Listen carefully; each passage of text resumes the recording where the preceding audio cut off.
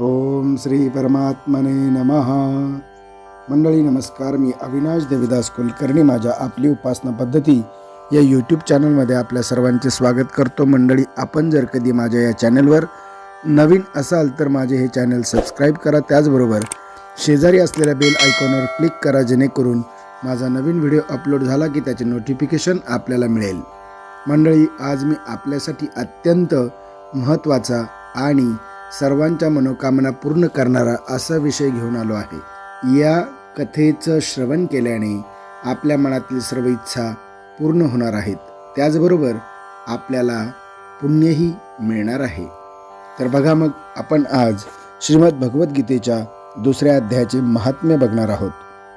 भगवान म्हणाले, लक्ष्मी, मी तुम्हाला गीतेच्या पहिल्या अध्यायाचे महात्म्य कथन केले. आता उरलेल्या इतर अध्यायांचे महात्म्य श्रवण करा. दक्षिण देशामध्ये पुरंदरपुरी नावाची ब्राह्मणांची वस्ती असलेली एक नगरी होती. त्या नगरीमध्ये देवशर्मा नावाचे एक विद्वान ब्राह्मण राहत असत.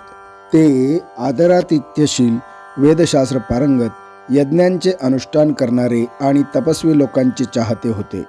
त्यांनी यज्ञामध्ये उत्तम द्रव्यांची आहुती देऊन दीर्घकाळपर्यंत देवतांना तृप्त केले.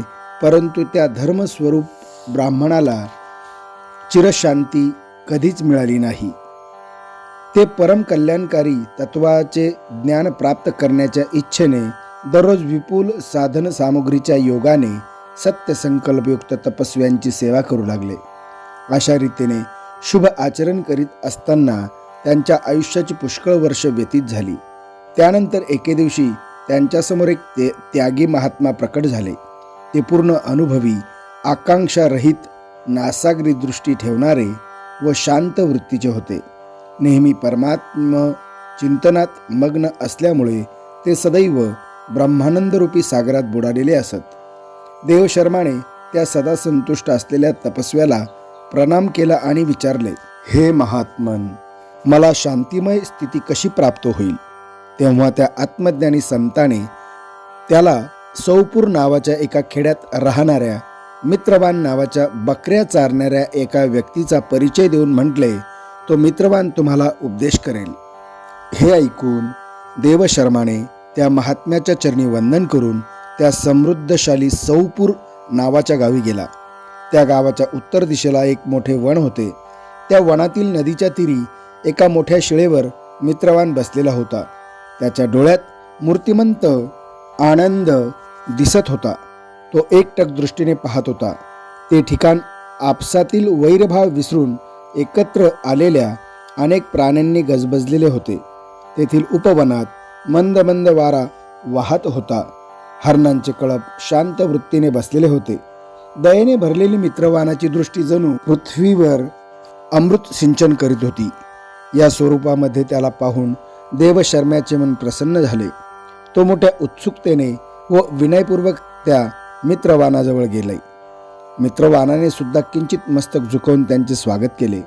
मित्रवानाची ध्यानावस्था संपल्यावर देवशर्माने त्यांना आपल्या मनातील गोष्ट विचारली. महाराज, मी आत्मज्ञान प्राप्त करू इच्छितो.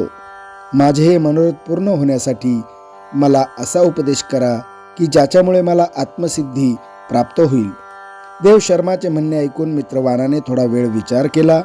त्यानंतर मित्रवान म्हणाला, हे विद्वान पुरुषा, ऐक. एकेकाळची गोष्ट आहे. याच वनामध्ये मी बकऱ्या चारत होतो. त्यावेळेस एक भयंकर वाघ माझ्या दृष्टीस पडला. मला असे वाटले की हा वाघ आता सर्वांना खाऊन टाकणार. मी मृत्यूला भीत होतो. त्यामुळे वाघाला येताना पाहून बकऱ्याच्या कळपाला समोर करून मी तेथून पळून गेलो. परंतु कळपातील एक बकरी सर्व प्रकारची भीती सोडून माझ्या बेडर वृत्तीने नदीच्या काठावर उभ्या असलेल्या त्या वाघाजवळ गेली. तो वाघ ही आपल्या मनातील वैरभाव विसरून निमूटपणे उभा राहिला. वाघाची ही अवस्था पाहून बकरी म्हणाली, वाघोबा, तुम्हाला इच्छाभोजन प्राप्त झालेले आहे. माझ्या शरीराचे मांस काढून प्रेमपूर्वक सेवन करावे. इतक्या वेळेपासून तुम्ही नुसते उभे का आहात? मला मारून खाण्याचा विचार तुमच्या मनात काय येत नाही? यावर वाघ म्हणाला, बकरीताई, या ठिकाणी येताच क्षणी माझ्या मनातील वैरभाव नष्ट झाला आहे. माझी तहान भूक सुद्धा नष्ट झाली आहे. म्हणून तुझ्या जवळ येऊन सुद्धा मी तुला खाऊ इच्छित नाही. वाघाचे असे म्हणणे ऐकून बकरी म्हणाली, मी सुद्धा या वनाच्या ठिकाणी कशी निर्भय झाली हे मला समजत नाही. या निर्भयतेचे काय कारण असू शकते हे जर आपण जाणत असाल तर मला सांगावे. हे ऐकून वाघ म्हणाला, हे मला सुद्धा समजत नाही. चला समोर उभ्या असलेल्या या महापुरुषाला आपण विचारू. असा निश्चय करून ते दोघेही तेथून निघून गेले. त्या दोघांच्या स्वभावातील हे विचित्र परिवर्तन पाहून मला फार आश्चर्य वाटले. इतक्यातच त्यांनी येऊन मला प्रश्न विचारला. तिथे एका झाडाच्या फांदीवर एक वानरराज बसलेला होता.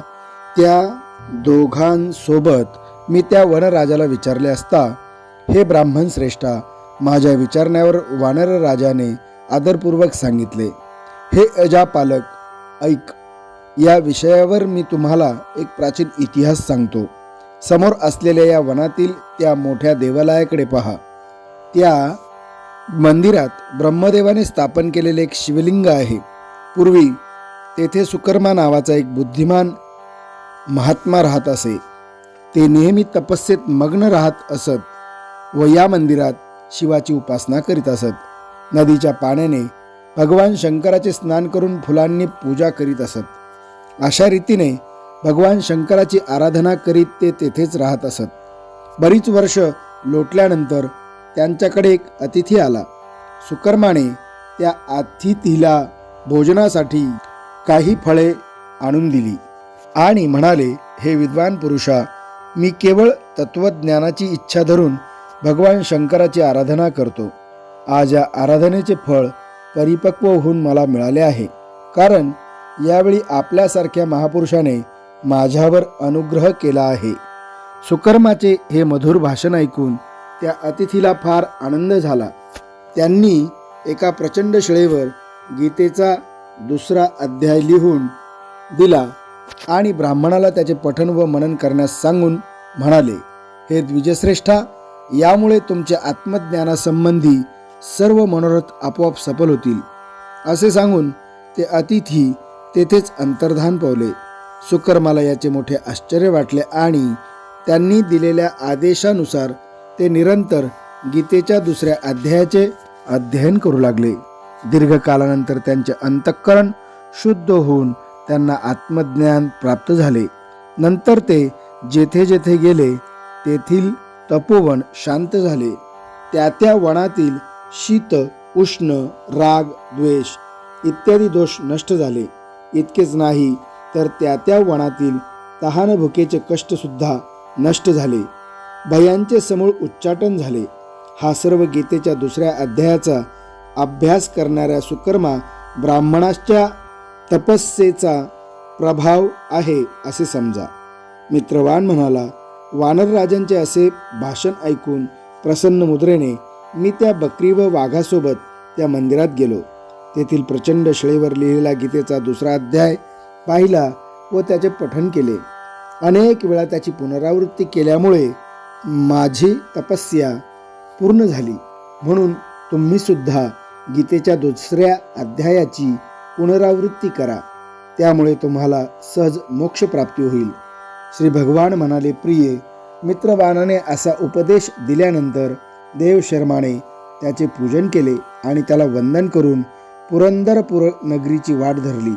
तेथे गेल्यावर एका देवालयामध्ये एका आत्मज्ञानी पुरुषाजवळ त्यांनी संपूर्ण वृत्तांत सांगितला आणि सर्वप्रथम त्यांच्याकडून गीतेच्या 2ऱ्या अध्यायाचे वाचन करविले. त्यांच्याजवळून उपदेश घेऊन अंतःकरण शुद्ध झालेले सुकर्मा ब्राह्मण दररोज मोठ्या श्रद्धेने गीतेच्या 2ऱ्या अध्यायाचा पाठ करू लागले. शेवटी त्यांनी प्रशंसायोग्य परमपदाची प्राप्ती करून घेतली. श्री लक्ष्मीजी, अशा रीतीने तुम्हाला मी हे गीतेच्या 2ऱ्या अध्यायाचे महात्म्य कथन केले असे भगवान म्हणाले. मंडळी, आज आपण या ठिकाणी 2ऱ्या अध्यायाचे महात्म्य बघितले आहेत. असे आपल्याला प्रत्येक अध्यायाचे महात्म्य बघायचे आहे. आजच्या करता एवढंच. पुन्हा भेटू. तोपर्यंत शुभम भवतु. श्रीकृष्णार्पणमस्तु.